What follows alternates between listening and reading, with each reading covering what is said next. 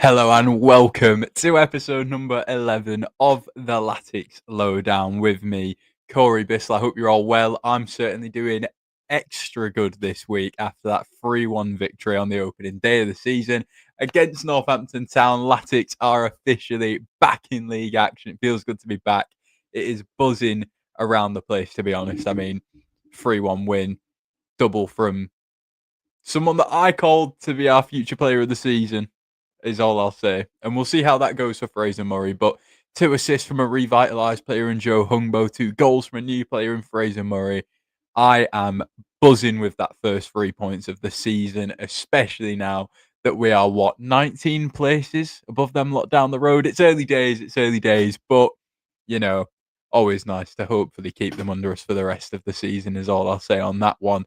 Now, we've had this discussion many a time before, but we're going to have it again this week.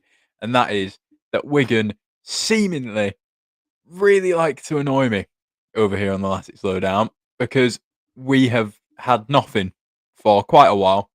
And then out of nowhere, we get, let me just read some notes here. We have 3 signings. We have 2 rumoured signings, one of which didn't come off.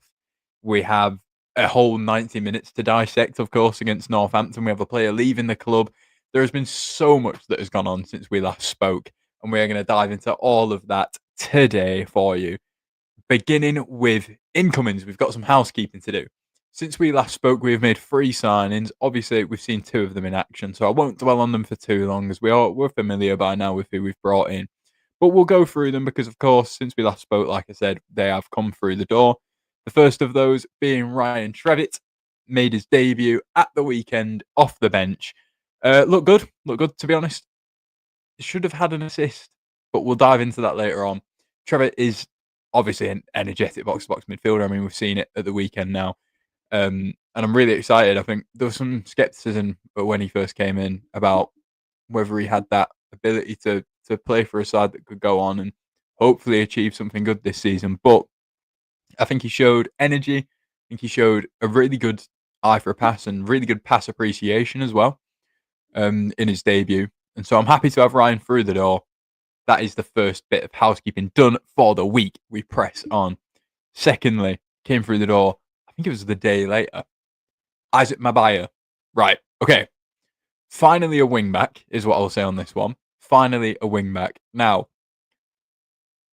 the starting wingbacks from the weekend both made it into the EFL team of the week.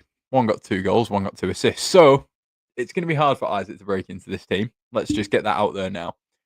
But I like him. I think I wasn't there on Saturday, but from what I've seen from the game, the full 90 was posted for all of 5 minutes. Cheers, Wigan, again, for making my life harder than it needs to be. But I'm a fan of Isaac Mabaya.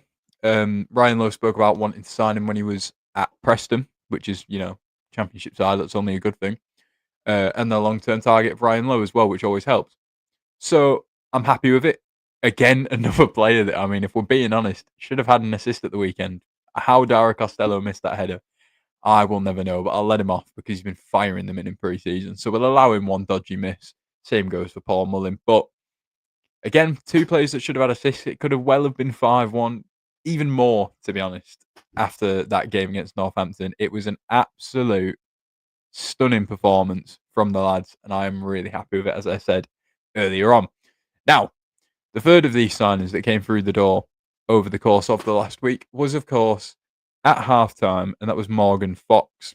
Came in, obviously not to play against Northampton, but was announced at halftime, was shown to the fans at the DW at halftime, was announced on the website and all that at halftime. I am really happy about that one, personally. I think we've needed a left-footed defender for quite a while now. Of course, like Luke Robinson being injured as well doesn't help that case. Williamson has played the majority of his time at Latics on that left-hand side.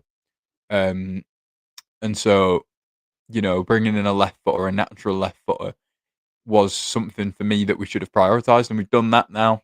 Of course, it helps that he has bundles of championship experience from the division above, of course, which is only a positive thing. It's an experienced head to put around all of these younger players that we've been bringing in. And I just think Morgan Fox will be a really good signing, both for now and for the next 2 years, to be honest, because he's only going to help nurture all these young players that we've got coming through. And I mean, the players that we've signed, like Dara Costello being in their early 20s, are one thing, but people like Baba Adiko, still a child. Like, I know we've seen Baba now for about 18 months, but he's still ultimately, at the end of the day, he is a kid. And even the new wave of that coming through, the Leo Grahams, the Tobias Brennans coming through, Morgan Fox is going to be a really, really good player to have around to sort of, as well as nurture these young players, but also be able to, whether it be bring him on or whether he starts games in that defensive line, to shore things up at a hard away game. I mean, I hark back to Shrewsbury last season, I believe. Shrewsbury away was a particularly difficult one where we got put under the cosh in the last 20 minutes. And to be fair to us, we withheld. And Morgan Fox is going to help to hopefully steady that ship defensively and really sort of just a calm head. We don't need to stress all the time. Ryan Lowe football at the weekend was brilliant, and it was high octane, pace, press, everything. But sometimes we can chill. Sometimes, guys, we can chill, and we can just grind out a 1-0 win.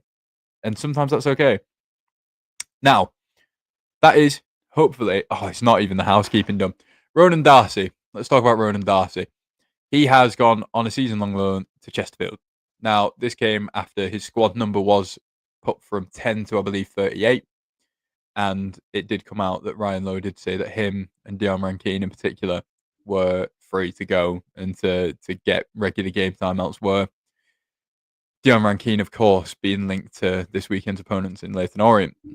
But Ronan Darcy completed that move to Chesterfield. Good luck to him. Hopefully, League Two he goes on, kicks on, and maybe he either comes back a new player or we can go and get some money for him. I just think, I mean, Ryan Lowe highlighted this himself. He's not a number 8, really, without being forced into being that way.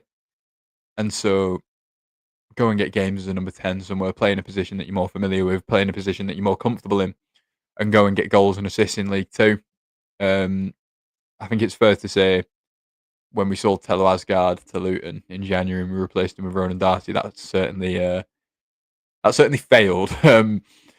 But what can you do? He's out the door now. We've brought in some midfield reinforcements, and I was going to say he won't be missed, which sounds really harsh, but ultimately we do have the replacements already here in a system that is Ryan Lowe's. So, good luck to him, but he was surplus to requirements around here, hence why he's been let go. Should we crack on to Northampton? Now, as I said, this game has got me giddy, right? And I'll bring some screenshots up into this throughout this episode today.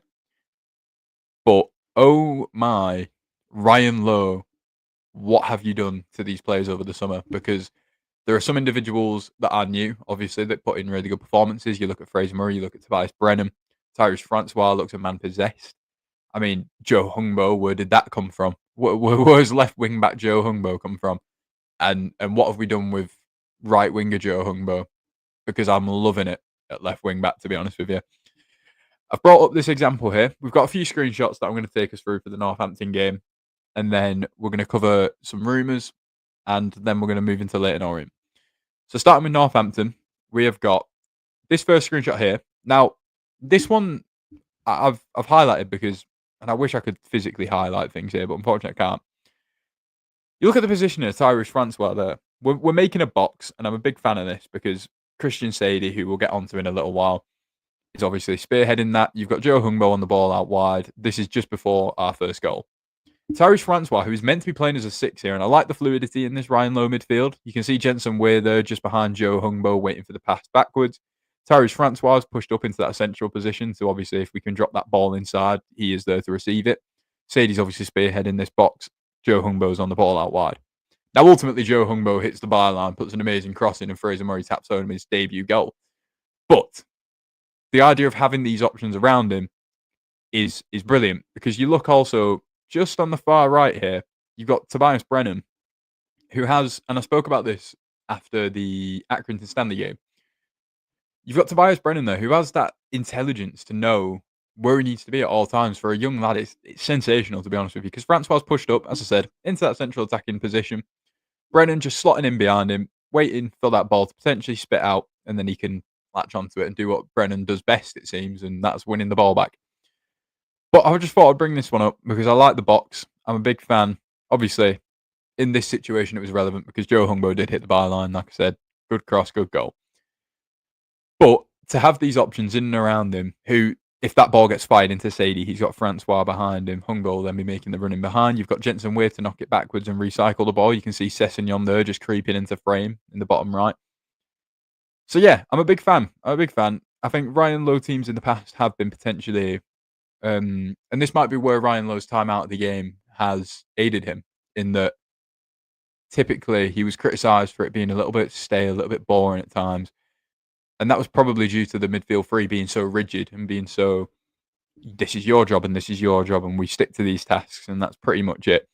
Whereas Francois here is breaking that. Jensen Weir's pulling really far wide, and Tobias Brennan is slotting in that defensive midfield role. So it's a lot more fluid than maybe Ryan Lowe teams of old have looked at Preston, at Bury, at Plymouth. So I'm a really big fan of that. So I just thought I'd highlight that for us for our first little bit of analysis today. Second little bit that I've got. Now, this is from when we are 1-0 up. Can we just count how many bodies are in that box for a minute? Should we just go through it? So you've got Joe Hungbo about to make his way into the box. You've got Weir, Sadie, Brennan's in there, Costello's in there, and Fraser Murray. Everyone except from the back three and Tyrese Francois is in the opposition box. Wow. I'm not being funny, and again, I hate doing this to Sean Maloney, but last year we would have two wingers out wide. Dale Taylor, who, let's be honest, is 5'9", and Tello Asgard ghosting in late. So it'd be Dale Taylor and Asgard really in the box, and that's if we're lucky. This is, I mean, if we're counting Hungbo here, because he gets into the box before he delivers this cross. 1, 2, 3, 4, 5, 6 players in the opposition area. Wow. And something comes of this, which I'll pinpoint a little bit later when it comes to the defensive side of our game, that I was really impressed with. But you'll see that having Francois in the back three back, as much as on paper seems like lunacy, it really works well in how we position them. And again, I'll touch on this later when it comes to us defensively, but I just thought from an attacking point of view, the amount of bodies in the box there, and we touched on it at Accrington, but to be honest, I think even at Accrington it wasn't this many. That is sensational stuff, and something that I'm really, really happy with moving forward, because you will score so many goals from that situation. Because I mean, Joe Hungbo, his crossing is good. We've established this. Obviously, the second goal, which I'm not going to really spend too much time on, is it's a set play, just a training ground set play. But his crossing ability on that left hand side in particular, it is absolutely there to be seen. And Fraser Murray was the beneficiary of that, and so was Jensen Weir. The third bit of analysis I've got for us today: can we have a moment for Christian Sadie? This man, wow. I don't even know what superlative to use here, because that was up there with Wigan Athletic debuts, particularly in the sort of League One sort of era of Wigan, for a striker that didn't score. Like, you know what I mean? Like, he didn't even get a goal, but wow, he was sensational. I mean, the strength, genuinely hit him with a bus, and I think the bus bounces off him. Like, you know what I mean? Like, it's outrageous, and I really wish I could use the clip, and I'm sure a lot of you have seen it, where he's on the left wing and he just absolutely palms a Northampton defender straight to League Two. But wow, he was sensational, and this is one that I picked up on here. So the ball gets fired in from Steven Sessegnon on that right-hand side, and the amount of times I've seen a lot of people say this, the amount of times a defender could just smash that ball through all these lines, and Sadie would just touch it, and it like just kill it dead. And then you've got bodies around him there in this situation. Jensen Weir picks up the ball, drives in field, gets a shot on goal. Unfortunately, it doesn't go in, but the point stands. Christian Sadie knocking that ball back straight into the path of Jensen Weir. And then we can just go with pace, with power, with like a bit of conviction. And it's something that we've lacked for quite a while now. So it was brilliant to see Christian Sadie. Just that ability to bring people into play was absolutely out of this world good from Christian. So, he's making himself a fan favourite already, as is a lot of this squad, to be honest with you. But yeah, Christian Sadie, I tip my hat, sir. That was some performance for a man that didn't get a goal. And you know what? I'm sure that goal will come, because if you give that man a chance to run at a defender side by side through on goal, that defender may as well not be there. He could be 6'8". I'm not bothered. Christian Sadie will send you to the floor and then send your goalkeeper straight to the cleaners. So yeah, Christian Sadie, well done, sir. And to be honest, and I've got this here, it has to be said, Paul Mullin, with similar traits of hold-up play at times. Obviously, I've screenshotted this a little bit later on. Trevitt on this right wing has the ball here, and it's like I said before, that pass appreciation, that passing vision from Trevitt was really good to see here. But just before this, Paul Mullin holds up the ball and lays it off for Ryan Trevitt to make a run down this right-hand side. Now, two things there that I was really impressed with. One, the hold-up play from Paul Mullin, well done. Brilliant. I mean, it was Sadie-esque. Two, the energy from Ryan Trevitt. Wow. Now, I've seen people suggest that his injury record is patchy, and of course, only time will tell. But if we can get a fully fit Ryan Trevitt, who is in the last year of his contract, I know he's only on loan here, but like there could be a view for a permanent move there. If we can get a fully fit Ryan Trevitt that has that sort of energy to get on and get down that right-hand side and just ditch the midfield for a minute and just be like, right, I can get down here and two of you are across, as we can see Melise Asnamoa and Paul Mullin are there crying for the pass. And he does make a really good pass to Paul Mullin, who unfortunately on this occasion doesn't finish it. But Ryan Trevitt, impressive stuff from him, really, off the bench there. I mean, I personally saw him as one of the left-sided central midfielders, in that he was a bit more of an attacking, creative spark. But if he can play on that right-hand side to that ability and have that ability to go and win the ball back like Tobias Brennan does, there's a real player in there for Ryan Trevitt for me. And I'm really excited to see how he gets on in the future in these coming weeks. I mean, I'll touch on the team that I would play a little bit later on in today's episode. But Ryan Trevitt certainly is putting himself up there for a chance to go and start a game sometime soon. Right, defensively, this is what I was talking about before. This comes from the cross from Joe Hungbo on that left-hand side when I was counting the amount of bodies that we had in the box. So the rest defence here is, I mean, where do you start? So we've got Hungbo, two strikers, Brennan and Weir are ahead of the ball. So back here behind the ball, you've got Tyrese Francois, you've got Carragher who heads the ball, you've got Sessegnon on this left-hand side, and you've got Jason Kerr as the last man back. Now, luckily, obviously, the ball doesn't go that far, so Kerr doesn't really have to worry about anything. But can we have a moment for the fact that 21 out of 22 outfield players in this situation are within pretty much the final third? That is impressive stuff. It really is. Obviously, Carragher heads the ball back in, and it doesn't amount to anything. But again, this idea that if you get up the pitch and if you spend enough time in these areas of the pitch, you will get something out of it. And it's not in a sense that, and again, I hate to bash him, but like a Sean Maloney side would spend a lot of the game in a final third, but they would spend it passing from left wing to right wing, from left wing to right wing.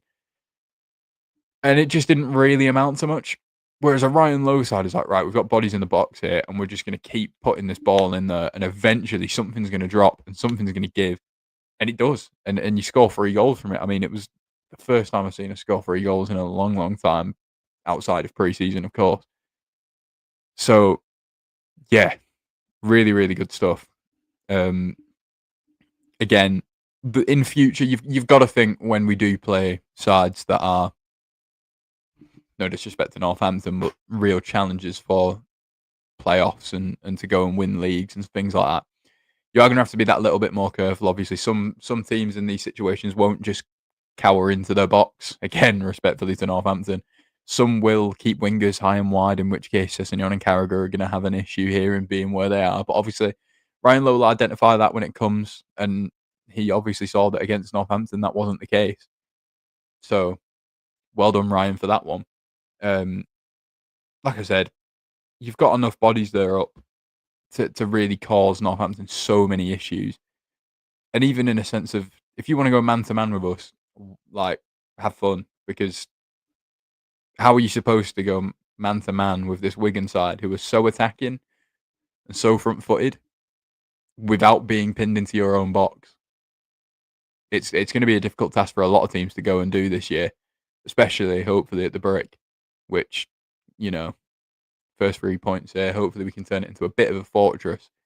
But yeah, I was really happy with this first home game, to be honest. I was really, really happy with it. Of course, there'll be things that can be improved on. Of course, there's tactical tweaks that'll need to be made team by team as we go along through the season. But as a first stamp on the season, as a setting your stall out for what type of team you want to go and be, it was perfection, to be honest. All that we really lacked was those couple of extra goals that could have come from Costello and Mullin, and then you've got debut goals from strikers coming left and right, and suddenly you look a really dangerous team. But that is going to wrap it up for the Northampton section of today's episode.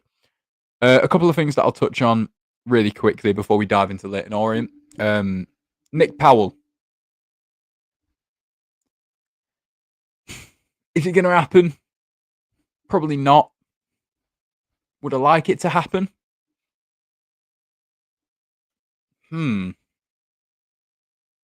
It's an interesting question. There is part of me that subscribes to this idea that a lot of people, I'm sure, do, where Nick Powell coming off the bench with 15, 20 minutes to go in a really tight game could just unlock something. But then I can't deny the fitness issues there and the injury issues there.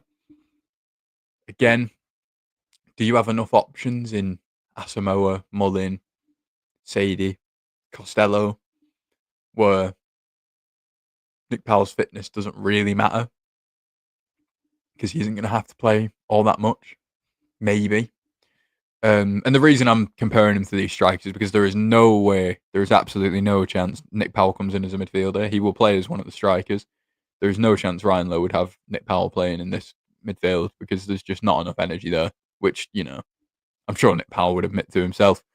But yeah, as part of that front two, I mean, walk with me here.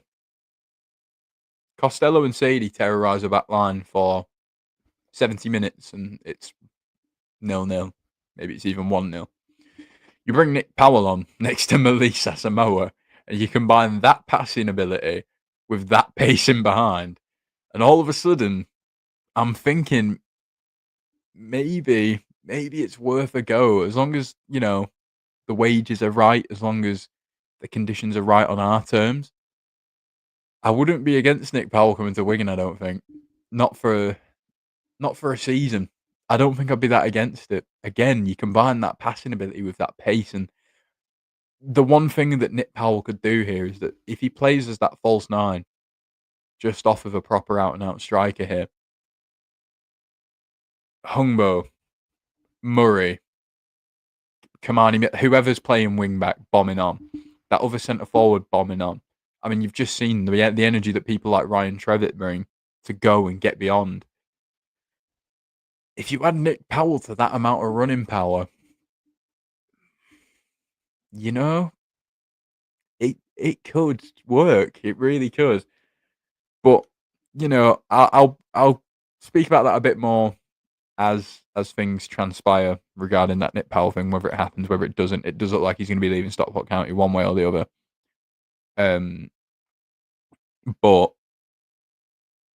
you know, I'd like to see it. I'm gonna say it. I'd like to see it. I would like to see Nick Powell in a Wigan shirt for the third time. And I didn't think I'd say that ever again, to be honest.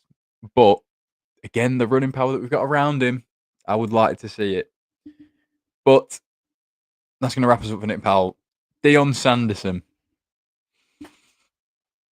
It keeps happening, doesn't it?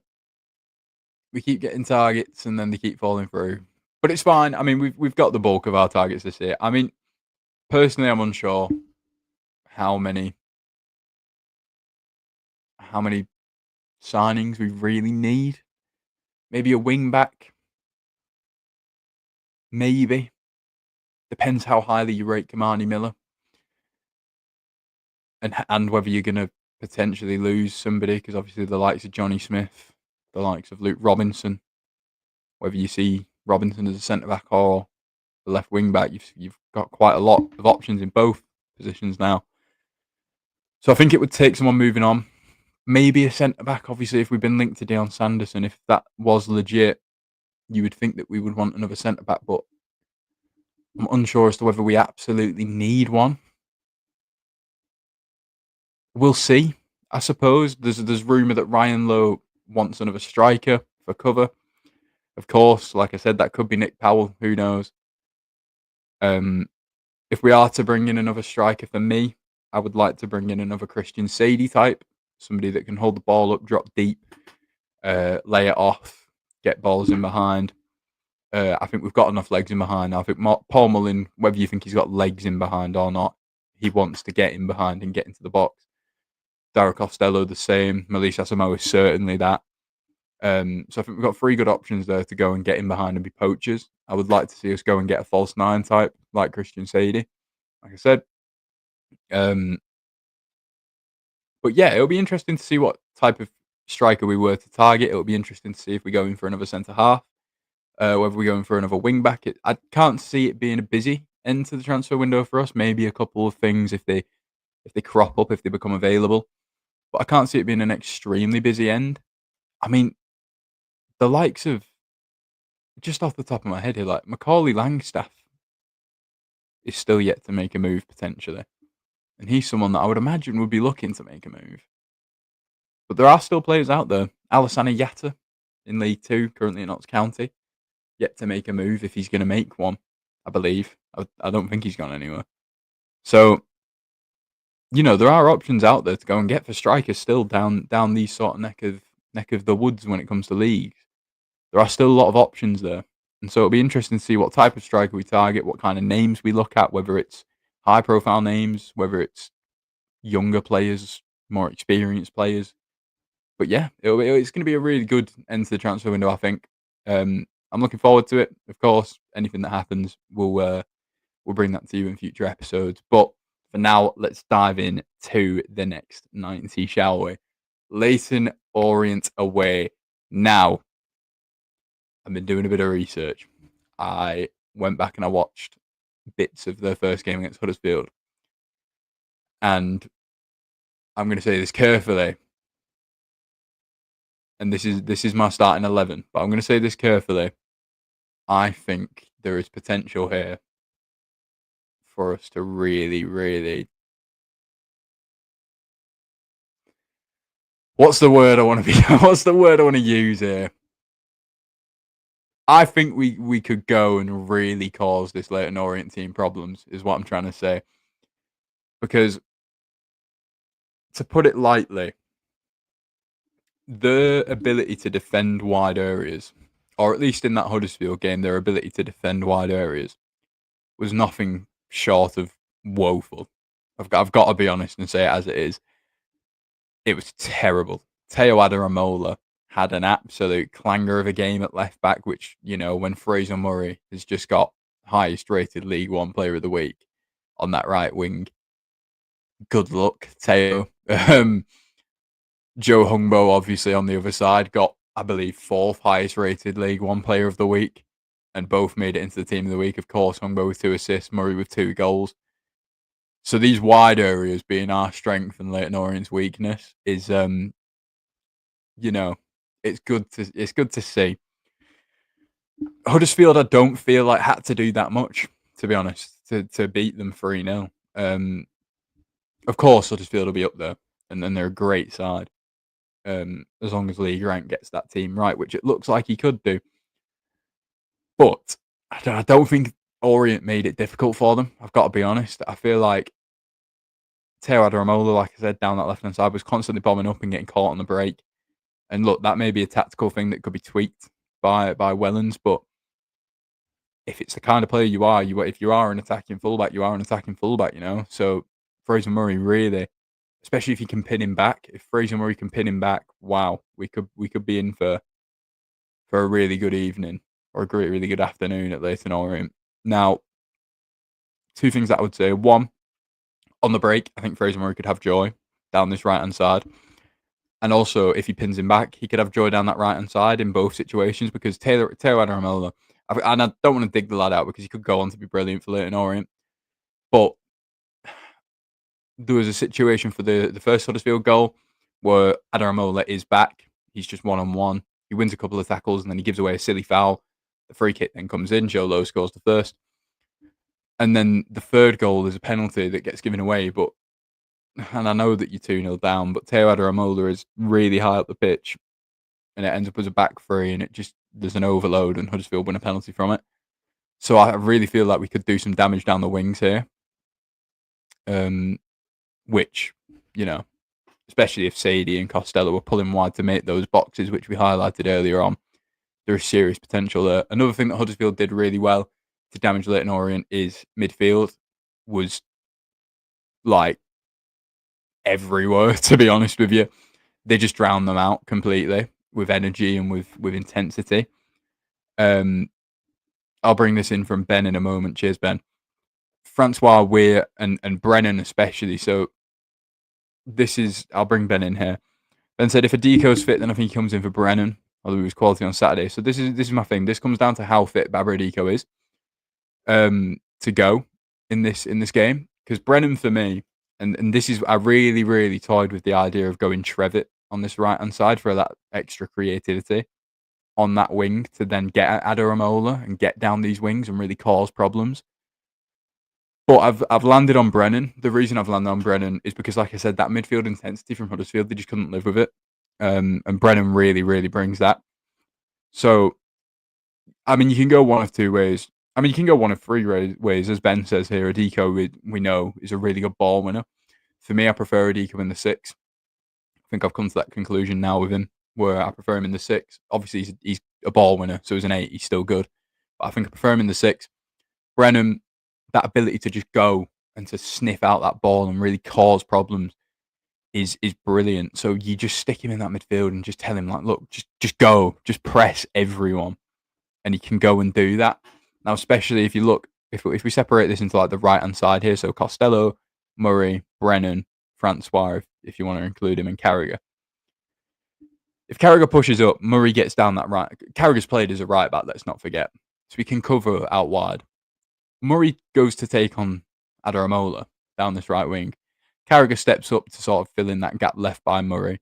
And Brennan, off the ball, is just sniffing that ball around this side to go and win it back and get it onto Murray. And Murray can go and have a go. It's really, really frightening. And even like on the other side, so what Orient I've seen from the first game did, they would leave we're familiar with Tom James, the right back. They would leave him back and they would send Adaramola up, so it creates that sort of, I call it an elbow defence. So you've got like at the back three, Tom James will stay back and then Adaramola will go up this way. I'm even doing the hokey cokey for you on live, what can I say?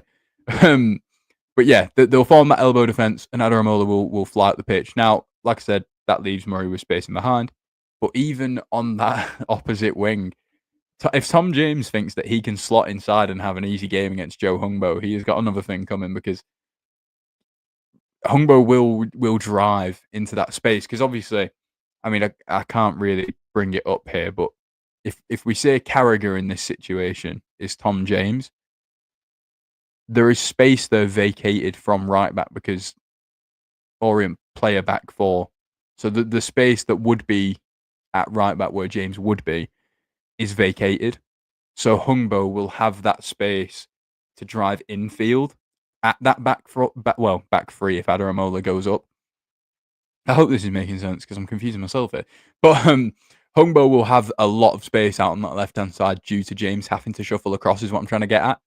And so whether he wants to go inside, which he's capable of doing, we've seen that before, or whether he wants to go around the outside, which again, that's how his assist for Fraser Murray came about at the weekend. Hungbo will have a lot of space. Murray will have a lot of space. And as long as within this midfield three between Francois, Weir, Brennan, whoever that midfield three is, whether it's a Deco, whether we bring in Callum Wright, Ryan Trevitt, as long as they can keep an intensity, and this is where substitutions will be crucial at the weekend as well, as long as we can keep an intensity in that midfield and dominate that midfield and get that ball out to Murray and Hungbo constantly, there's really, really potential here for us to go and absolutely obliterate Leyton Orient, to be honest with you. Of course, that's not always the way that it goes. They've got some decent attacking talent that can hurt us the other way. But after watching us against Northampton, after watching them against Huddersfield, after picking up on strengths and weaknesses from that first fixture, I'm confident going into it, to be honest with you. Just a quick word on Morgan Fox. Obviously, it's the only change that I've gone with from the Northampton game is to take out Stephen Sessegnon and bring in Morgan Fox. As I said before, I can foresee maybe this Orient game being tight because they are a good side, in which case you would want sort of an experienced head at the back to get you out of danger and to just calm things down. Again, next to Kerr, next to Carragher, who's wise beyond his years. So, as a back three there, that's a really calming presence for these forwards to go and express themselves and get at fullbacks. As well, Fox is just a naturally left-sided centre-half, which, writes itself really. Stephen Sessegnon, of course, isn't. But yeah, that's the only change that I would personally go with. Of course, as long as Morgan Fox is fit and ready to go, which I'd imagine he will be. But yeah, that is the lineup that I would go with for Leyton Orient. Those are the weaknesses that I think that we could exploit against Leyton Orient. That about wraps us up for this week's episode. No, it doesn't. Actually, I tell you a lie. I've just looked down at my piece of paper that I've got my notes on here. No, it doesn't. It does not wrap us up. Sound the alarm. Sound the sell on clause, transfer kitty, injection alarm. It's a long alarm. But Charlie Hughes. Now, I don't have any screenshots to show you all this, but Charlie Hughes has been linked with a move away from Hull City. Now, we are talking serious money here. Now, Hull have quoted £20 million. Sheffield United and Coventry are the teams that seem to be really considering him. Hull have quoted £20 million, which seems ambitious, I must say. Sheffield United, of course, Ruben Sellers, his former coach. Coventry have bid. It's been knocked back, from what I've read. Coventry have apparently bid a record fee of £8 million, which would mean, quick maths, £8 million, that'd be £4.5 million profit, to which we would see about nearly £1 million, which would be lovely stuff if it comes through. Now, of course, as I said, the £8 million has been knocked back. It remains to be seen whether Coventry will go again with an improved bid. But potential money coming in for Charlie Hughes. Of course, we had the sell-on that we thought we would get a bit later down the line for Tello Asgard that we got this summer. I believe we got something out of that. Although it did get rumoured that he did leave for £3.5 million from Luton to Rangers, which, if that's the case, is annoying. But forget Anthony Robinson money. Charlie Hughes money could be on its way to the break. It could be. Now, I've got to be honest, if you want my 2 pence, seems a bit ambitious from Coventry. Maybe not from Sheffield, because they've just lost Anel Ahmedhodzic, who's gone to, I believe, Feyenoord. So there's obviously a gap for them to fill there at centre-back. And they've got the money to go and do that. But Coventry, it seems a little bit ambitious, unless they're going to heavily back Frank Lampard. But £8 million for one player at Coventry, who is a centre-back? I don't know. Not for me. Although they have lost Louis Binks, but it seems expensive for a centre-back for me, for Coventry. But Sheffield United absolutely could go and do that, in my opinion. But there we go. That about wraps us up for today's episode. I will, of course, keep you updated on Nick Powell. I'll keep you updated on Charlie Hughes. I won't keep you updated on Dion Sanderson anymore because I think I forgot to mention earlier, but Derby County have beat us to him. I can't wait for Leyton Orient at the weekend. If you're going, I was going to say good luck. You're not playing. So have fun, I guess. But yeah, that about wraps us up for today. I will see you all being well, this time next week. Thank you for watching. Please leave a like on your way out and drop a subscription if you could be so kind as to do so. And yeah, ta-ra.